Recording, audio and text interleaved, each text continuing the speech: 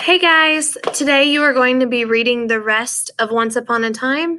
I showed you where to start yesterday. You're starting after that question, after number 10, getting through number 18 and answering that question, and then you are finished for today.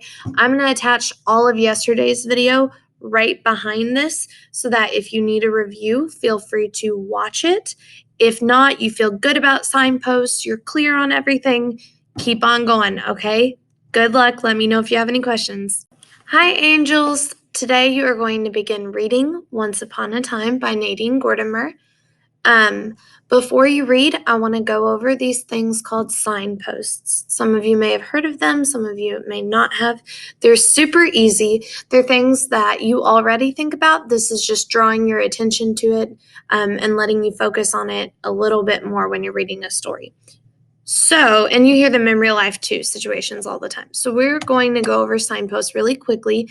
I have posted this document on your Schoology page, so you have access to it.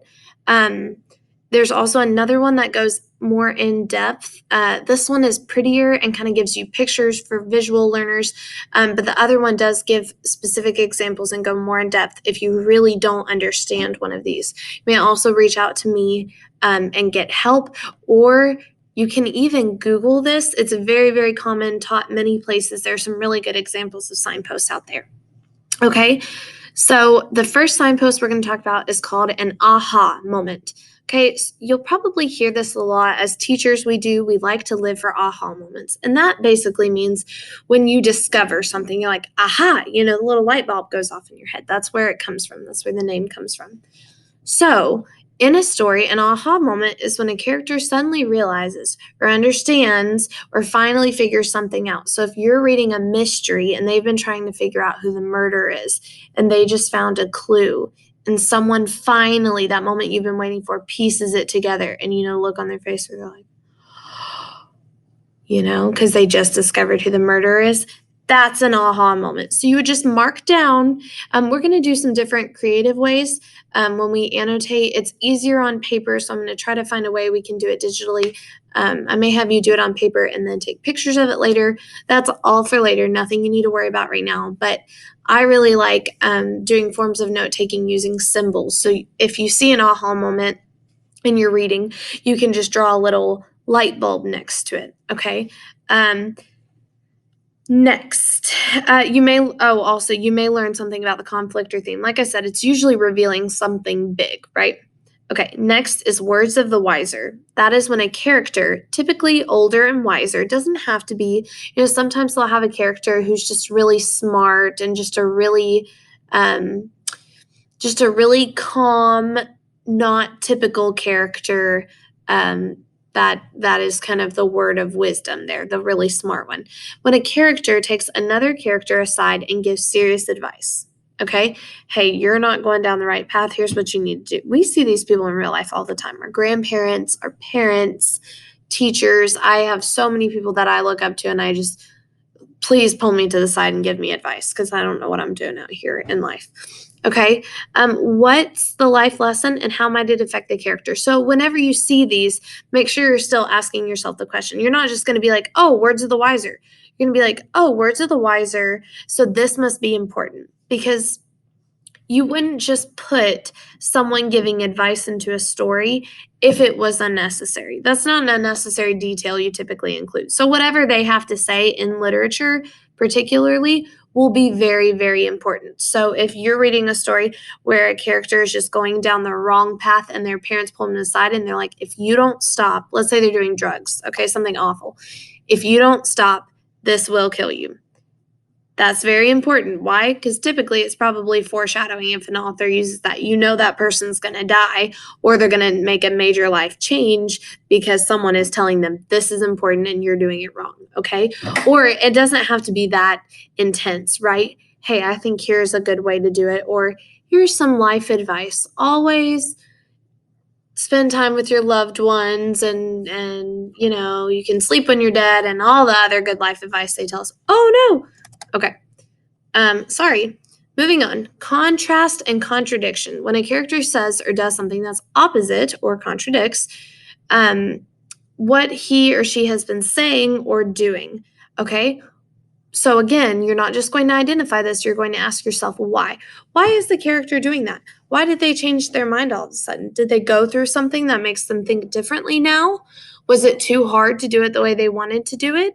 Did they have a plan that they thought was good in their mind, but in real life it just wasn't, they weren't able to? It can help you make a prediction or an inference about the plot or the conflict. So it's going to tell you if we're shifting gears here, if we're doing something, we're talking with our mouths, but doing something else with our actions, then there's some sort of disconnect. Either the character is changing or behaving like two different people and something is up, right? So those are very important to pay attention to. Memory moment. This is essentially a flashback. In the middle of a story, often authors will just go back to something they're talking about. So a memory moment is when they interrupt what is going on now to tell you about something that's already happened in the past. Why is it important? And why are they telling it now? Okay, so that's an important one because authors will strategically place these, right? If a character, let's say they hear a gunshot and they stop and freeze up or something, and you're trying to figure out why they're freezing up, and all of a sudden there's a memory moment, a flashback to a scene in which that character had been in war, and maybe they have PTSD. I know that's an extreme example, but it's a good example. I've read books like that where authors will use memory moments to explain why the sound of a gunshot affected that character or why something sent them back. So they'll wait until that moment and then they'll give you a flashback of the time that they had something traumatic happen that brought that back. Okay, so those can be very important. You can learn about the theme, the conflict, or foreshadowing. All right, that may happen again in the future. Again and again.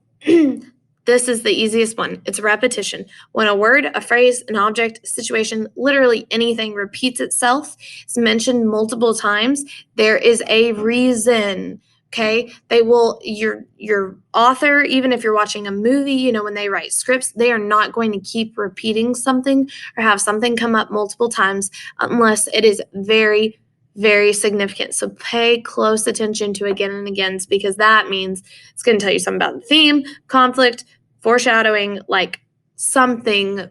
It's important. All right, and the last one, tough questions. When the character asks himself or herself a very difficult question, what does the question make you wonder? Why are they asking themselves this?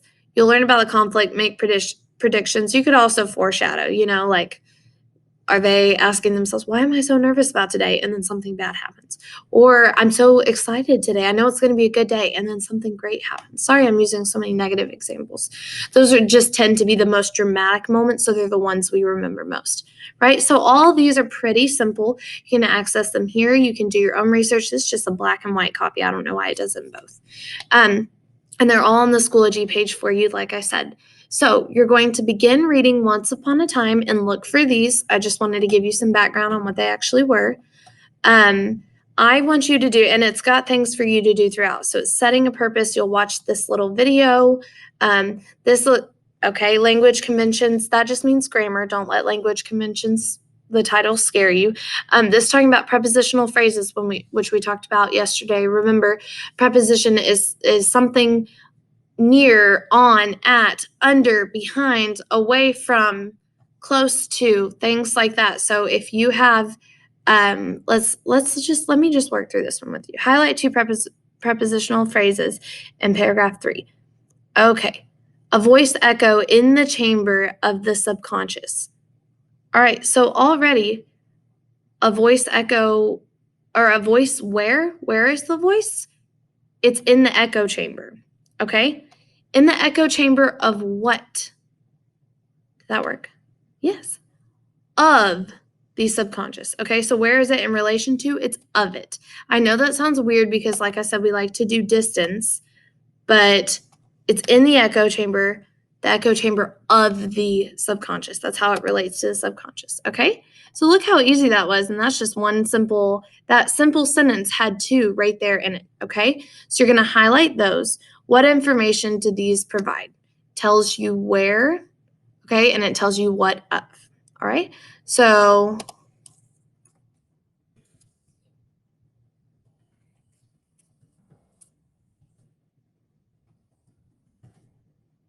what of in relation to the voice. Okay? And that's as simple as that. Okay? I'll count that right. I need a simple answer from you, Okay? Annotate, highlight words and phrases in paragraph 6 that tells how the author feels at this point. What mood did these create? Now remember, tone is what the author puts forth that makes you feel some type of way, all right? So if I come back and you've been bad for the sub and I use this tone with you, do you think I'm happy? No, I'm not, right? You can tell by my tone that I am not happy. And that puts you in a bad mood because you're about to get chewed out, right? All right, so tone comes from the author. Mood is the feelings that you get from the author. So what mood does it create? So we're going to go back and look. How does the author feel at this point in the story? All right, so you're going to look in here. I learned that I was to be neither threatened nor spared. Okay, so you're going to look through, figure out the tone. I'm actually not going to answer this one for you because you only have a few more before I want you to stop. After 10, you're going to answer this analyze, setting, and theme. You're going to answer that question, and then you are finished for today, okay? We're going to finish reading tomorrow. Tomorrow you will start with paragraph 11. You're going to read all the way through, and then, not sure where we went. There we go, all the way through 18 and answer that question, and that is the end of the story, okay? Tomorrow you will finish it. Today you're just looking for these.